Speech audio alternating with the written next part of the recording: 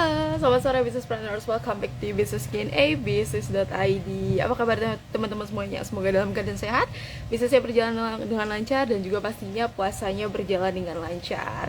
Kembali lagi kita di sesi Business Q&A Rabu 3 April 2024. Seperti biasa ya teman-teman, kalau di hari Rabu Business Q&A akan ditemani oleh Pak Budi Isman. So teman-teman, sebelumnya mohon maaf banget ya karena cuaca lagi hujan. Jadi teman-teman mungkin ada sedikit suara dari gluduk ya teman-teman. Jadi mohon maaf banget, mohon dimaklumi. Semoga kita masih bisa tetap lancar ya dalam sesi Business Q&A di sore hari ini. Teman-teman yang udah bergabung boleh banget langsung drop nama dan domisilinya juga di kolom komentar supaya kita bisa saling kenalan dan saling tahu nih teman-teman yang hadir hari ini dari mana aja.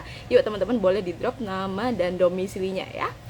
Oke teman-teman semuanya, kembali lagi kita di hari Rabu 3 April 2024. Seperti biasa, Business Q&A di hari Rabu akan ditemani oleh Pak Budi Isman. Teman-teman yang sudah bergabung langsung drop nama dan domisilinya di kolom komentar supaya kita bisa saling kenalan, saling tahu nih teman-teman yang hadir hari ini dari mana aja.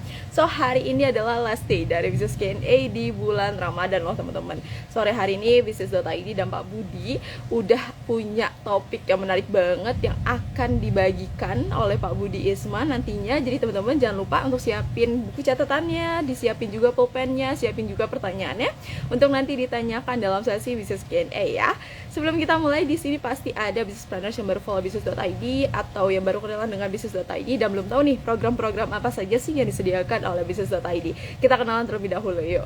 Business.id merupakan platform belajar bisnis dan interaksi langsung dari expert di bidangnya.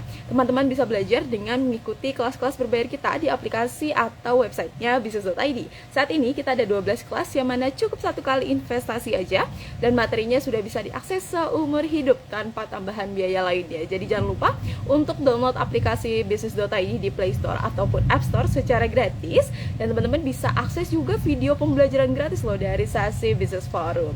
Selain itu, Business Planner juga bisa mengikuti pembelajaran gratis dari Business.id seperti Business Q&A ya, yang biasanya diadakan sebanyak 2 kali dalam satu minggu seperti kegiatan kita di sore hari ini, biasanya di hari Senin bersama Pak Baskoro dan di hari Rabu bersama Pak Budi Isman di Live IG ya teman-teman.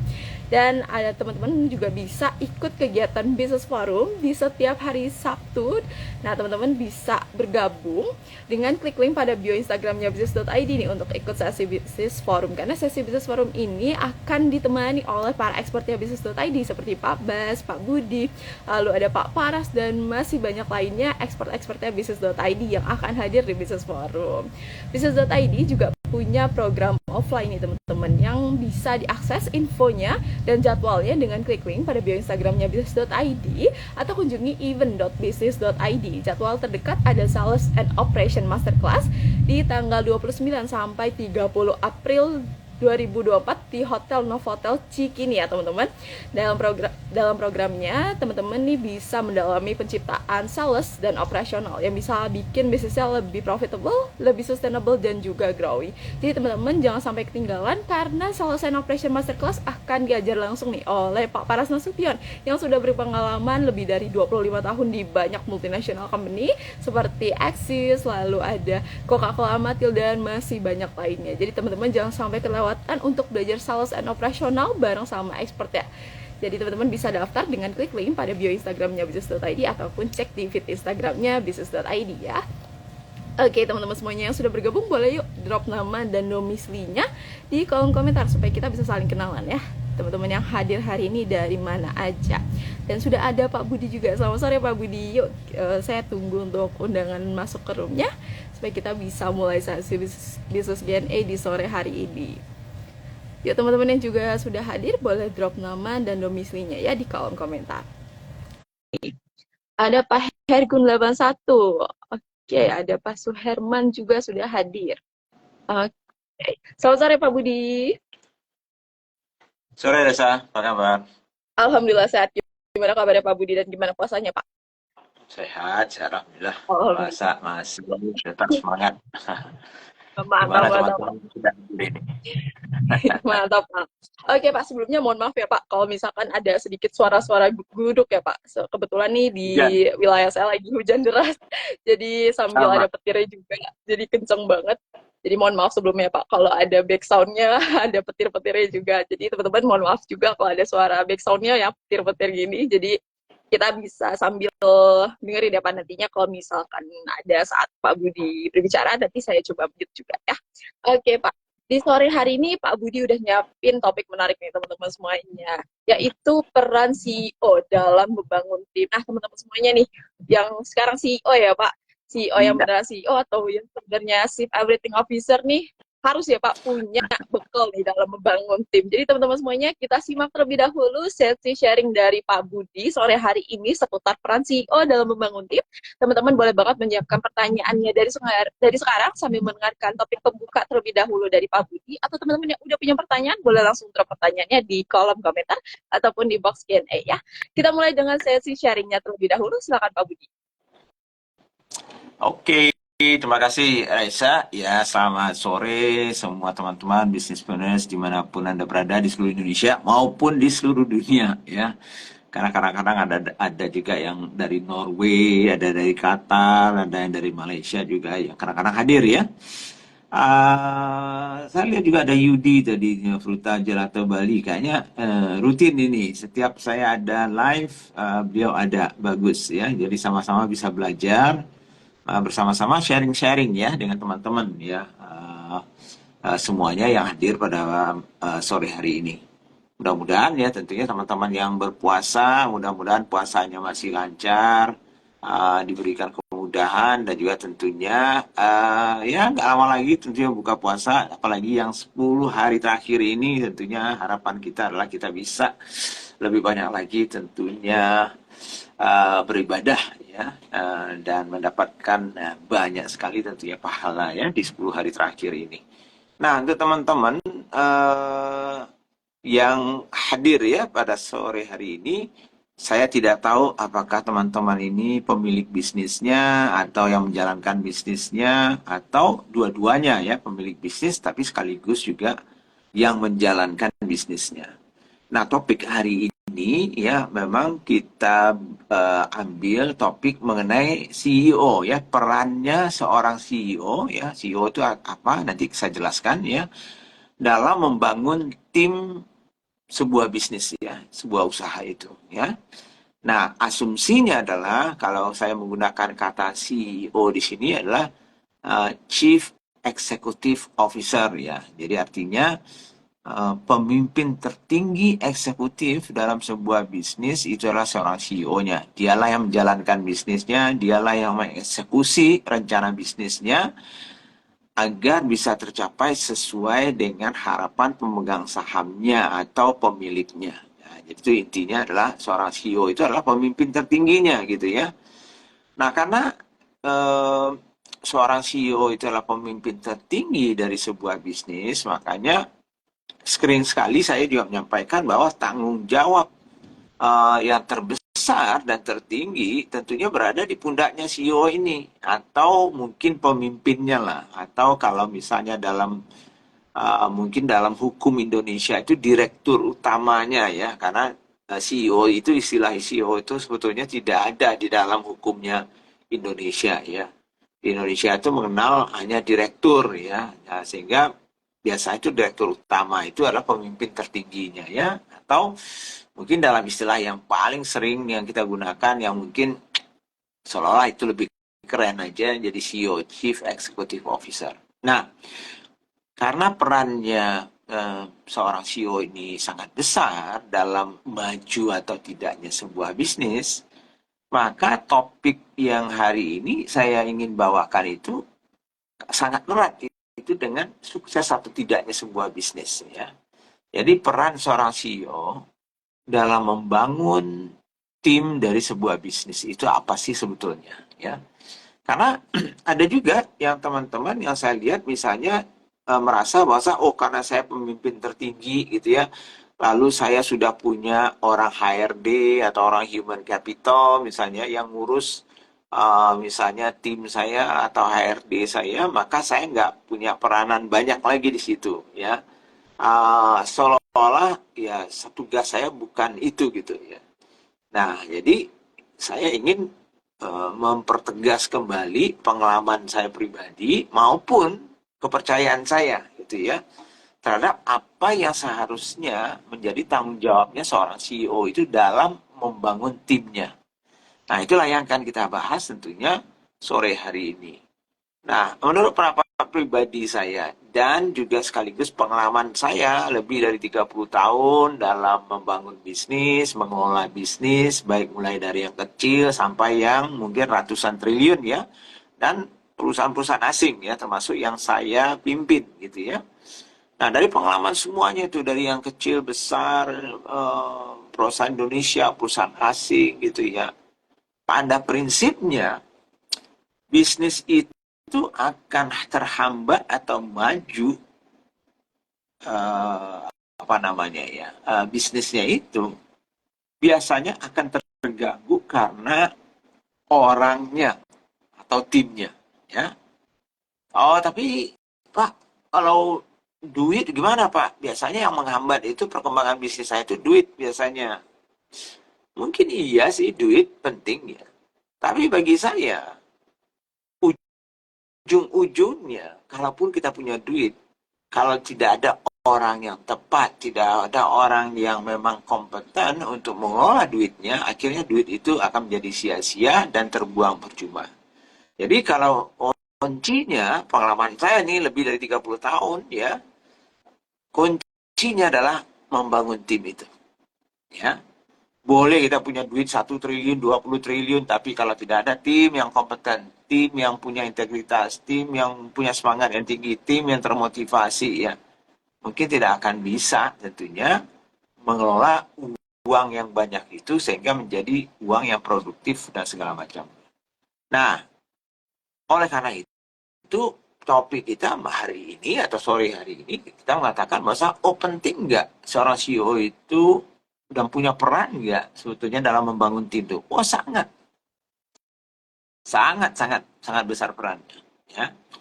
Nah tapi dari semua perannya tadi itu ya sebab seperti yang saya bilang, kalau kita adalah pemimpin tertinggi dari sebuah bisnis, ujung-ujungnya berhasil atau tidaknya anak buah kita, berhasil atau tidaknya bisnis kita, ujung-ujungnya ya kita yang bertanggung jawab toh. Jadi termasuk tentunya dalam membangun tim itu sendiri. Karena kalau tim itu adalah apa namanya ya, tim itu adalah yang penting untuk mencapai target, mencapai misalnya mimpinya teman-teman, maka dengan keberhasilan kita membangun tim, harusnya kita juga berhasil membangun bisnis. Nah, tugasnya kita sebagai CEO atau pemilik yang menjalankan tentunya perusahaannya juga adalah membangun tim itu supaya itu sukses tadi itu. Ya, jadi itu kenapa pentingnya dan punya peran yang besar sekali seorang CEO itu untuk membangun tim. Nah, jadi kalau Anda adalah pemilik bisnis, Anda adalah seorang CEO, dan Anda tidak peduli soal timnya, saya rasa Anda bukanlah seorang pemimpin yang baik, bukanlah CEO yang baik, dan bukanlah pemilik bisnis yang baik. Coba aja lihat ya, pengalaman saya selama mungkin sudah berapa tahun tuh sejak saya pensiun ya, sudah 14 tahun ya, 2010 sampai sekarang. Sudah puluhan ribu teman-teman yang belajar dengan kami ya, termasuk di bisnis.id, termasuk dengan saya juga ya, dari mulai tahun 2010 sampai sekarang ini. Dari pengalaman sebanyak itu ya, dengan puluhan ribu teman-teman para entrepreneurs, UMKM, baik yang kecil, besar ya, menengah juga ya. Kalau saya tanya, sekarang ini salah satu persoalan yang terbesar mereka apa? Coba teman-teman ya, ada nggak teman-teman yang misalnya tidak ada masalah dengan SDM-nya, dengan orang-orangnya atau timnya? Ada nggak? Coba jawab kalau bisa. Ya. Mungkin pertanyaan saya ke teman-teman yang hadir sore ini, ada nggak teman-teman yang di bisnisnya sekarang ini yang tidak punya masalah dengan SDM-nya? Coba, ada nggak? Yuk teman-teman boleh dijawab nih di kolom komentar gimana teman-teman punya problem nggak nih sama STM atau ada yang sama sekali nggak punya problem sama STM-nya, boleh banget di-share di kolom komentar. Ada dari Ya, Judi nih, tidak ada Pak. Oke. ya artinya apa ya? Tidak ada yang tidak punya problem kan? Jadi artinya semuanya punya problem kan gitu ya.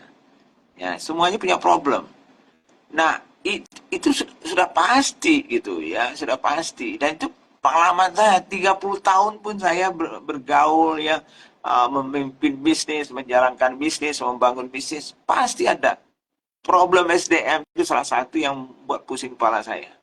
Dan celakanya gitu ya, celakanya kalau kita nggak bereskan ini gitu ya, sulit kita untuk bisa berkembang dengan baik, apalagi mau scale up, apalagi mau jadi bisnis yang besar.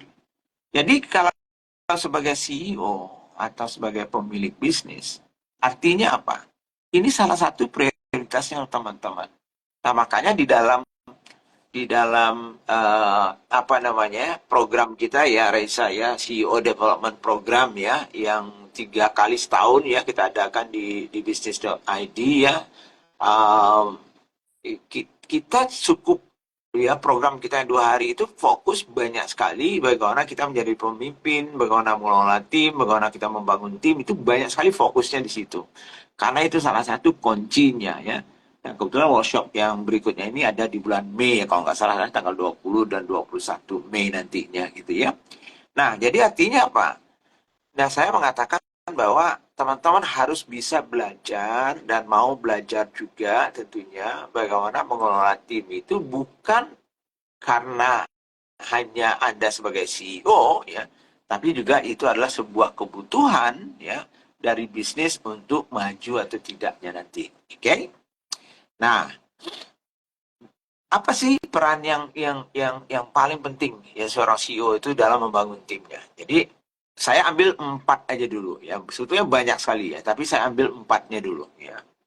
Pertama, teman-teman ya, kalau biasanya pengalaman saya ya, punya tim yang bagus, punya tim yang termotivasi, punya tim yang punya integritas, punya tim yang apa ya, yang punya daya juang tinggi, salah satu awalnya biasanya itu adalah karena kejelasan visi, ya, kejelasan visi.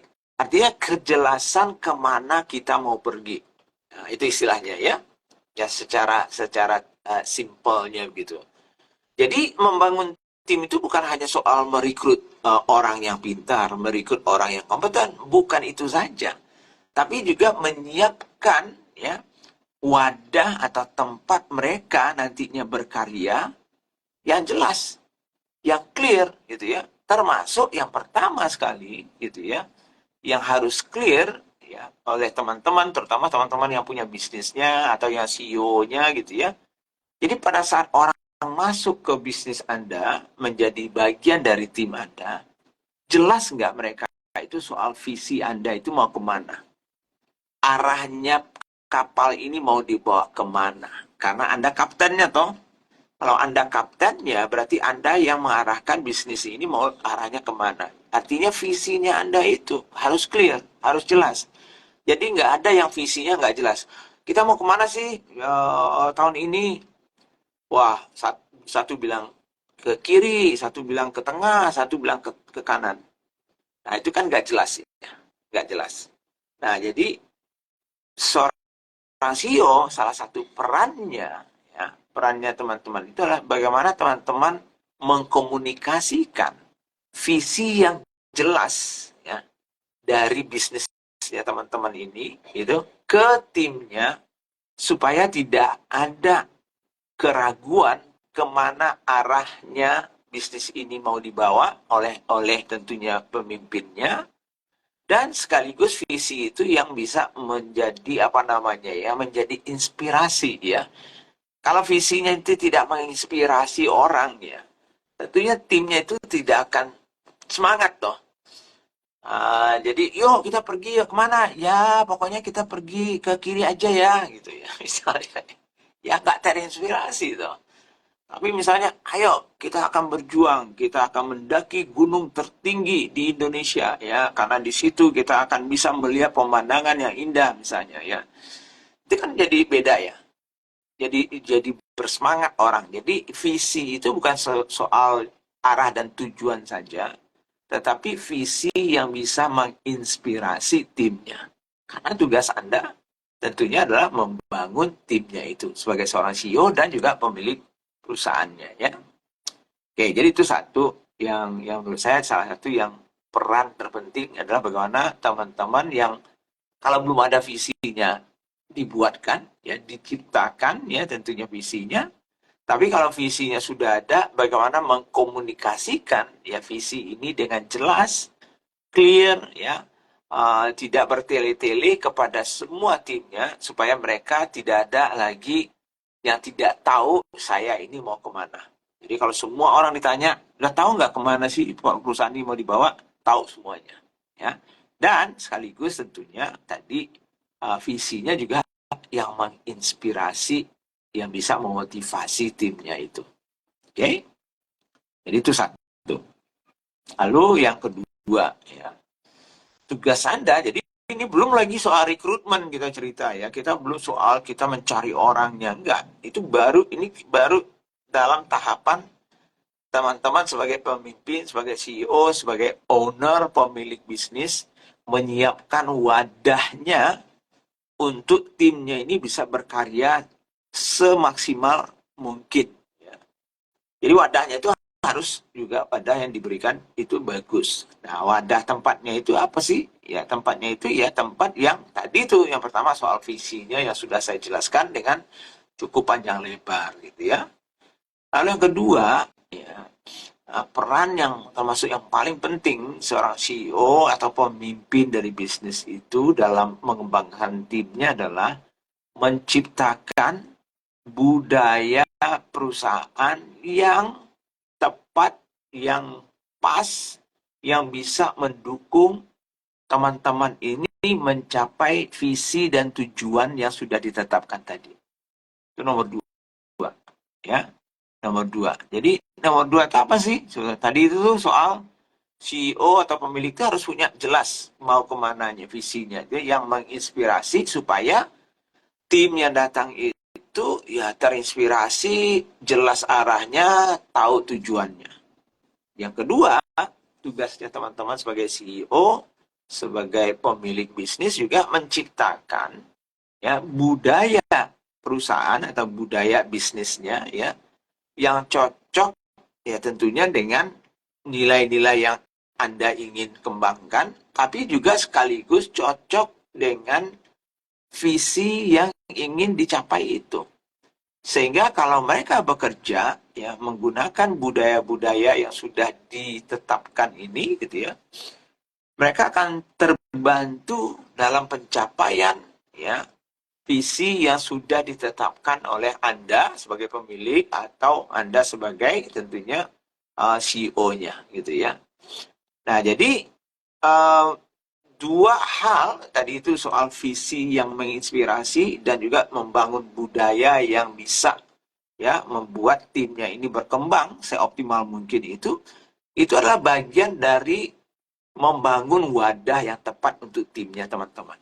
Ya, tugasnya siapa itu? Ya, tugasnya seorang CEO.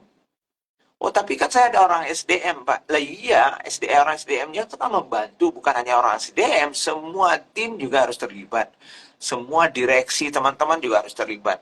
Siapa pemimpinnya yang akan membangun ini? Ya Anda sebagai CEO-nya, Anda sebagai pemiliknya, kan gitu.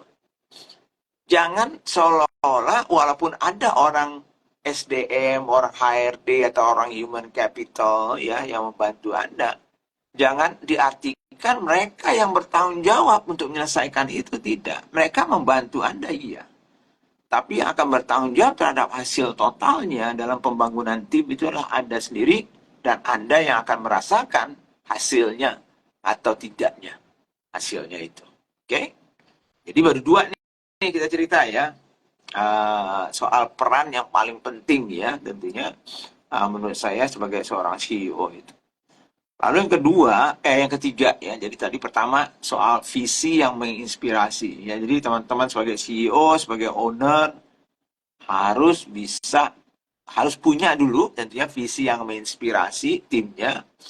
Kemudian tentunya mengkomunikasikan visi yang menginspirasi itu kepada timnya supaya jelas, clear, dan tidak ada yang salah arah.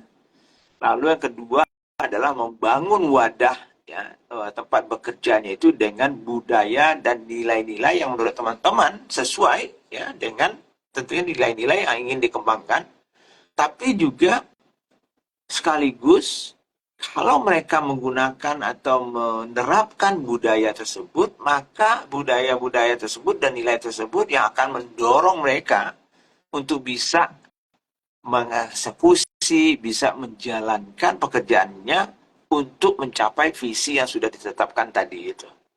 Oke? Nah, nomor 3, tentunya secara teknis ya, teman-teman tentunya mungkin ada, kalau bisnisnya sudah agak besar, mungkin punya tim ya, yang merekrut orang ya, tim HRD, tim Human Capital, tim apapun namanya ya, departemennya, divisinya ya, yang tentunya membantu ya Anda sebagai owner atau CEO untuk merekrut orang ya. Tapi ingat ya, oh ya saya punya orang yang merekrut dan segala macam. Tapi ingat bahwa saya tanggung jawab terakhir berhasil atau tidaknya teman-teman dalam merekrut orang yang tepat di waktu yang tepat dengan tentunya motivasi yang tepat, itu tanggung jawabnya paling besar adalah di CEO-nya.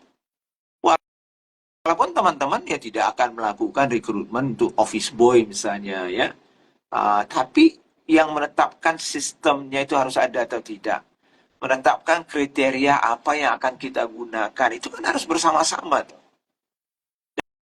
Dan itu kan harusnya approval dari para pemilik perusahaan atau para pemimpinnya kan gitu ya. Value, nilai-nilai apa nih? Kompetensinya yang mana sih? Kan itu misalnya ya. Itu kan harusnya ya didiskusikan bersama-sama supaya kita mendapatkan orang yang tepat gitu ya, di waktu yang tepat ya, di posisi yang tepat nantinya. Nah, jadi artinya apa tadi itu? Tugasnya Anda sebagai CEO, sebagai pemilik bisnis, sebagai pemimpin, kalau kebetulan Anda masih jadi Chief Everything Officer, ya berarti Anda harus ikut terlibat secara teknis kan itu. Tapi kalau Anda sudah mulai agak besar dan punya tim yang melakukan rekrutmennya, melakukan developmentnya, melakukan apapun lah pengembangannya dan segala macam, maka timnya itu membantu sebetulnya prosesnya, tapi tanggung jawab tertinggi terhadap sukses atau tidaknya pembangunan tim itu tetap ada di CEO atau pemilik bisnis yang menjalankannya. Oke. Nah, jadi itu teknisnya ya tentunya Anda harus ya meyakinkan gitu ya, meyakinkan bahwa Anda punya proses, Anda tahu apa yang Anda inginkan, tahu juga kemampuan perusahaan Anda, tahu dengan tepat siapa yang seharusnya misalnya mengisi supaya pada saat Anda rekrut orang juga tentunya bisa mendapatkan orang yang tepat gitu ya. Nah, kemudian tentunya di dalam di dalam uh, pengembangan atau istilahnya saya itu tadi itu pengembangan tim ya, dalam pengembangan tim itu ya sebagai CEO itu Anda harus, karena Anda punya tanggung jawab, artinya Anda juga harus memberikan sumber daya yang cukup, baik uang, waktu dan segala macamnya untuk mempersiapkan tim itu. Nah, ini yang kadang-kadang teman-teman tidak sabar nih kan gitu ya, tidak sabar. Ada yang tidak sabar, padahal kalau kita berhubungan dengan manusia, kesabaran itu jadi cukup penting gitu ya. Memang tidak bisa tentunya berlama-lama juga gitu ya. Tapi kalau kita tidak sabar, ingat ya beberapa live yang lalu pun saya juga sampaikan, manusia ini tidak sama dengan mesin gitu. Kalau Anda beli mesin kapasitas tertentu, begitu Anda beli hidupkan, maka dia bisa langsung menyesuaikan dengan kapasitas itu kalau diperlukan. Tapi manusia tidak bisa seperti itu. Kalau menurut kita kapasitasnya 100, tapi belum tentu kapasitasnya itu waktu masuk ke perusahaan kita itu langsung 100, itu belum tentu. Banyak faktor lain yang akan membuat dia bisa atau tidak ya mencapai kapasitasnya. Termasuk tadi itu kejelasan visinya, apakah budaya dan nilai-nilainya cocok atau tidak dengan dia, apakah lingkungannya itu membantu memberikan support atau tidak, apakah dia itu punya semangat dalam mengerjakan pekerjaan yang cukup menarik, dan segala macamnya itu. Dan pengembangannya dan segala macamnya. Jadi banyak faktor yang lain, nggak seperti mesin tadi itu. Mesin beli langsung hidupkan mesin, langsung bisa kapasitas full kalau mau. Tapi tidak dengan orang. Jadi sebagai CEO Anda wajib juga punya pemahaman bahwa dalam membangun tim yang manusia ini, maka teman-teman harus siap juga memberikan sumber daya, baik itu sumber daya waktu, sumber daya uang, ya, mungkin juga sumber daya lainnya, agar bisa menciptakan tim yang kuat, yang bisa membawa bisnis Anda menjadi bisnis yang sustainable, ya, jangka panjang, profitable, menguntungkan, dan sekaligus juga growing dan tumbuh sepanjang masa, ya.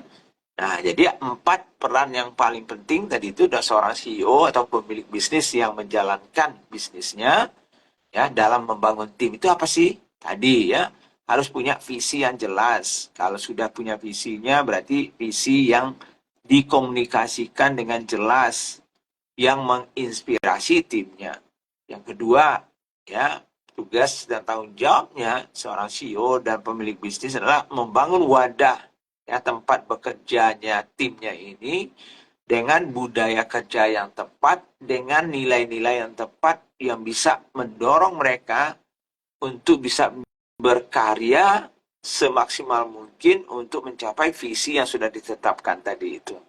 Ya, lalu yang ketiga, secara teknis tentunya teman-teman juga harus meyakinkan timnya, ya, untuk mencari orang yang tepat di waktu yang tepat dengan kompetensi yang tepat dengan harga yang tepat, ya, sesuai dengan kemampuan teman-teman.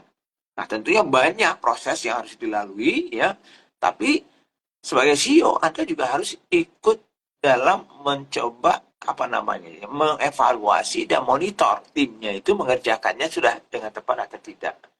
Nah, terakhir tentunya tadi seperti yang saya bilang nomor 4 itu adalah bagaimana kita sebagai seorang CEO dan pemimpin memberikan sumber daya yang cukup untuk tim kita membangun timnya mereka, gitu ya.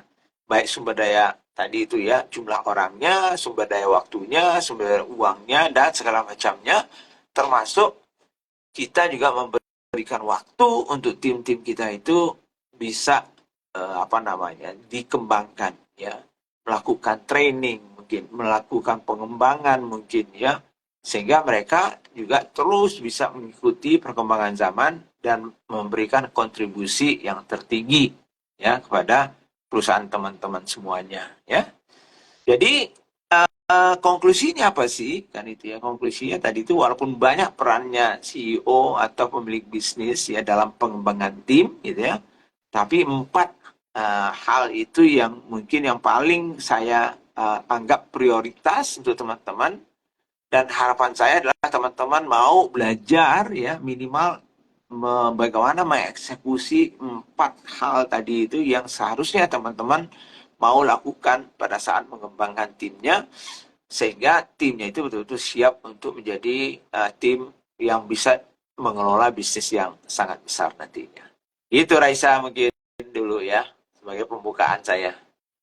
Oke, terima kasih banyak Pak Budi atas insight ya. So teman-teman setelah dengar insight-nya Pak Budi gimana? Udah siapin pertanyaan ya pastinya yang makin mendalam sesuai dengan permasalahan STM-nya teman-teman semuanya. Oke Pak, tadi saya mau tanya juga Pak, ada sedikit pernyataan dari Pak Budi ya. Kalau misalkan udah punya tim human resource atau human capitalnya, jangan terlalu bergantung sama mereka. Betul ya Pak? Berarti secara tidak langsung karena kita yang membuat budaya, kita yang harus bisa ya Pak membawa mereka untuk punya tujuan yang sama dengan kita ya Pak. Jadi mereka ini membantu, bukan sekedar untuk sepenuhnya untuk bekerja sebagai pembangunan tim ya Pak. Oke. Iya, jadi artinya seperti yang tadi saya bilang, semua timnya itu kan punya peran masing-masing, ya. Misalnya kita punya divisi, ya, divisi marketing mungkin, ada divisi sales mungkin ada divisi manufacturing, bisa mungkin ada divisi operation, ada divisi finance, keuangan, ada divisi SDM atau human capital misalnya. Mereka kan punya peran masing-masing, ya. Nah, sebagai seorang CEO, ya, mereka ini kan adalah pembantunya kita, ya, pembantunya kita. Nah, tapi tetap tanggung jawab utamanya kan ke kita ya, Raisa ya. Jadi baik Oh, buruknya pekerjaan dia tetap kita. Jadi misalnya katakanlah kalau kita membiarkan saja mereka misalnya menetapkan kriteria untuk merekrut orang yang tepat itu seperti apa tanpa kita terlibat jauh, nanti jangan-jangan nggak sesuai sebetulnya mungkin betul. juga dengan ekspektasinya kita kan gitu. Nah makanya jangan dibiarkan begitu saja, kita harus cukup banyak terlibat ya menetapkan fondasi-fondasi dasarnya itu gitu ya Reza. Oke. Oke, terima kasih Pak Budi. Lalu Pak, sebenarnya kan tetap ya Pak, CEO ini harus terlibat ya Pak dalam setiap pembangunan tim ini Pak. Ada nggak sih Pak cara terbaik nih Pak untuk seorang CEO Pak untuk menumbuhkan rasa kepemilikan yang dengan satu visi yang kita sudah punya Pak ke tim ini supaya saat kita rekrut tim yang baru ataupun rekrut people yang baru ini, si tim yang membantu kita ini bisa menjelaskan nih Pak, mengkomunikasikan dengan baik nih Pak, dengan budaya yang sudah kita ciptakan sebelumnya Pak. Hmm. Ya kan ya tergantung seberapa besar bisnis kita ya Raisa ya. Kalau misalnya bisnis kita masih kecil, misalnya baru 10 orang gitu ya, kan lebih gampang ya. Lebih Yes, gampang betul. ya.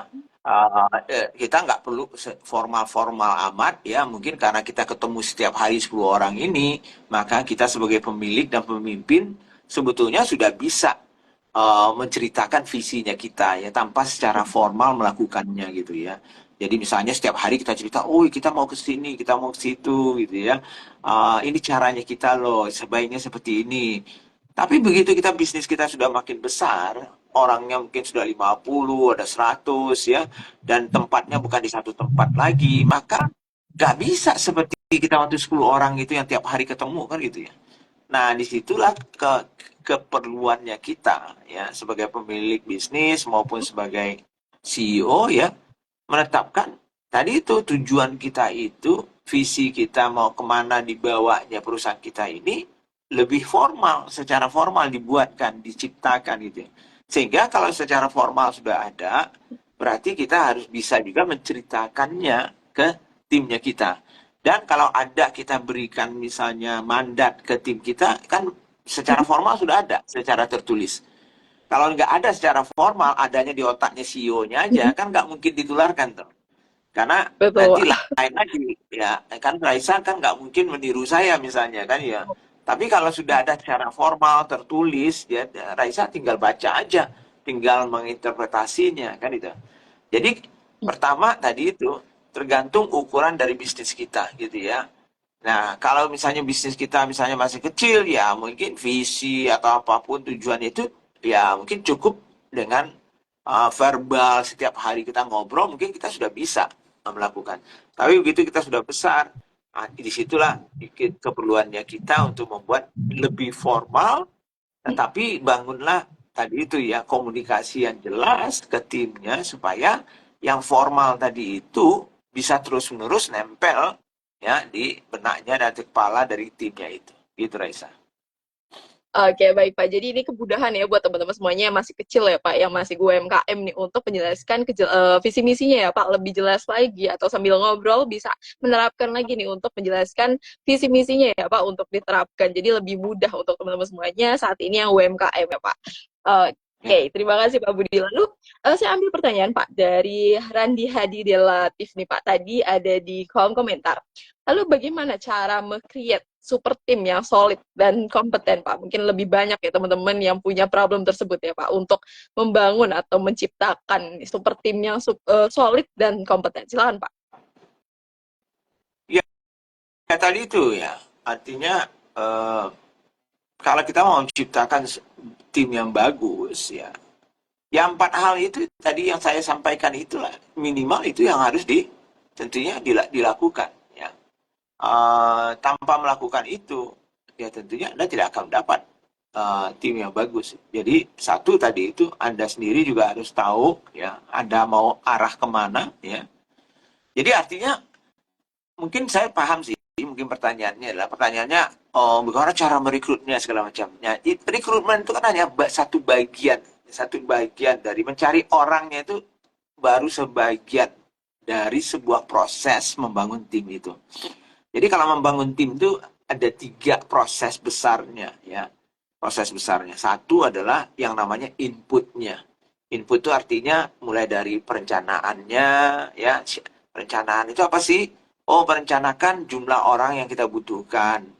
Orang seperti apa yang kita butuhkan, pekerjaan apa yang kita butuhkan, ya kapan kita membutuhkan mereka, tahun ini kah, bulan ini kah, dan segala macamnya. Itu kan perencanaannya. Nah, kalau perencanaan itu sudah ada, berarti kita misalnya menetapkan, oh ada satu pekerjaan atau job yang kita perlu isi. Nah, job yang kita perlu isi itu kan kita harus tahu jobnya apa, tugasnya apa saja. Dan kalau untuk melakukan pekerjaan itu, kira-kira kompetensi orang yang seperti apa yang kita butuhkan. Nah, itu kan planning juga. Planning dalam mau merekrutnya itu. Kan nggak mungkin kita misalnya kita perlu orang keuangan yang mengerti akuntansi, tapi kita rekrut orang yang tidak mengerti akuntansi. Ya kan salah kan itu ya. Jadi tapi kita harus tahu dulu memang pekerjaannya ini butuh nggak pengetahuan dan skill akuntansi. Kalau tidak, ya kita nggak perlu cari juga orang yang punya skill akuntansi kan gitu ya.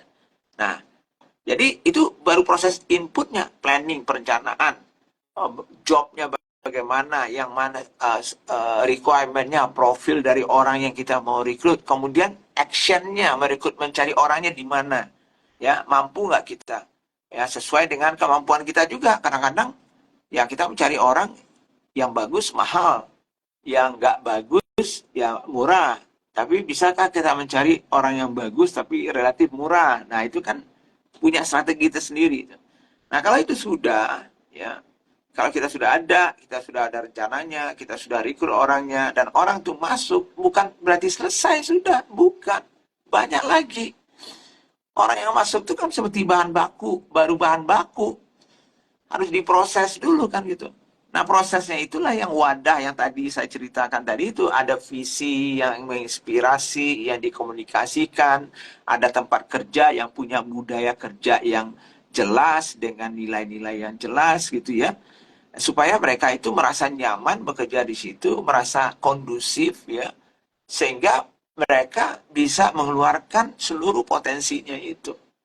Plus, jangan lupa bahwa tetap harus ada pengembangan gitu ya, pengembangan orang ini, mungkin trainingnya, karena mereka datang ke bisnis kita kan bukan berarti seolah-olah mereka sudah tahu, ya kan itu. Ini bukan seperti bawa mobil gitu ya. Oh saya kemarin juga beli Honda Civic, sekarang beli Honda Civic lagi, atau gampang saya sudah pasti bisa nyetir. Belum tentu kan gitu ya. Nah kalau misalnya kita tadinya pakai mobil Civic, sekarang pakai mobil Mercedes, ya mungkin cara makainya beda gitu ya. Giginya mungkin tadinya di sebelah kiri, sekarang di sebelah kanan gitu ya. Berarti harus ada proses belajar juga gitu ya, untuk mereka bisa apa namanya itu berkontribusi ya secara menyuruh. Nah, belum lagi kalau sudah di situ ada ups and down-nya, turun naiknya. Bagaimana kita menjaga motivasinya teman-teman ini? Bagaimana kita memberikan support dan remunerasi yang tepat sehingga bisa setiap saat membuat mereka tetap bergairah. Jadi panjang prosesnya gitu untuk membangun tim itu. Jadi